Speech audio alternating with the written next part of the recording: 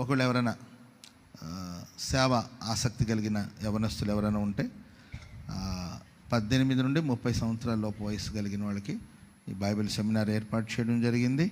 And ఈ సంవత్సరం యొక్క విశేషం ఏంటంటే దయాక్షేత్రంలో జరుగుతుంది బైబిల్ సెమినారు. దయాక్షేత్రంలో ఏర్పాటు చేస్తాం. ప్రతిసారి ఇక్కడ జరిగేది అంటే ఇక్కడికి విస్తారమైన ప్రజలు వస్తూ ఉన్నారు ప్రార్థన చేసుకోవడానికి, అట్లా రెగ్యులర్గా వస్తూ ఉన్నారు. మనకు స్థలం ఇరుకోవడం వల్ల మరి అకామిడేషన్ వాళ్ళకి ఆ నెల 40 రోజులంటే చాలా పెద్ద నంబర్ అది. సో ఆ 40 రోజులు ఇక్కడ అందరికి అకామిడేషన్ కంటే ప్లేస్ మనకి ఇరుకుగా ఉండడం, రెగ్యులర్గా మనకు చర్చిలో ఏదో ఒక కార్యక్రమాలు జరుగుతూ ఉండడం వల్ల దయాక్షేత్రంలో ఏర్పాటు చేసాం. అక్కడైతే ప్రశాంతంగా ఉంటుంది. అంటే ఇక్కడ ప్రశాంతత ఉండదని కాదు అని అర్థం.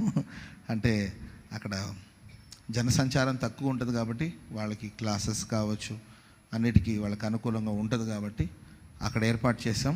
ప్రార్థన చేయండి. బైబిల్ సెమినార్ దేవుడు ఆశీర్వాదకరంగా మార్చునుగాక. బైబిల్ సెమినార్ అనేది దైవ సేవకుల్ని తయారు చేసే ఒక కార్ఖానా, ఒక ఫ్యాక్టరీ అనుకోవచ్చు.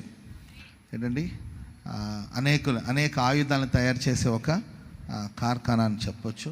సో సేవకుల్ని తయారు చేసే ఒక చక్కని కార్యక్రమం. ప్రార్థన చేయండి.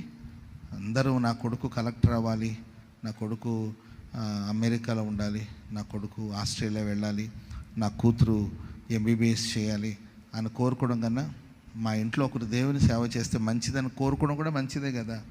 Praise the lord.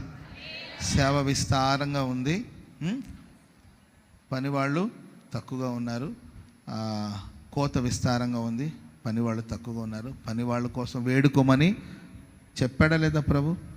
అడుగుడి మీకు ఇవ్వబడును, తట్టుడి మీకు తీయబడును, వెదుకుడి మీకు దొరుకునంటే మనకు కావలసినంత మనం అడుగుతూ ఉంటాం. కానీ దైవ సేవకులు కావాలి ప్రభువా.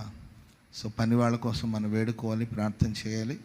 సో ఆసక్తి కలిగిన యవనస్తులు, ఎన్నో వృత్తి ఉన్నాయి, ఎన్నో ఉద్యోగాలు ఉన్నాయి.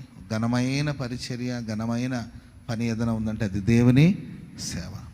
Praise the lord. మా అమ్మ నాన్న కూడా ఆ రోజు సేవ ఎందుకు అనుకుని ఉంటే అబ్రహం పాస్టర్ ఈరోజు ఈ స్థితికి వచ్చేవాడే కాదు. ఇక్కడ వేదిక మీద చాలామంది సేవకులు ఉన్నారు. వాళ్ళ తల్లిదండ్రులు కూడా సేవ ఎందుకు అనుకుని ఉంటే ఈరోజు వాళ్ళ సేవలు ఇంతగా వాడబడేవాళ్ళు కాదు, మహిమగా మారేవాళ్ళు కాదు. కనుక ఆసక్తి కలిగిన వాళ్ళు ఖచ్చితంగా అదొక మంచి అవకాశం. రేపు ఎలా ఉంటుందో మనకు తెలీదు.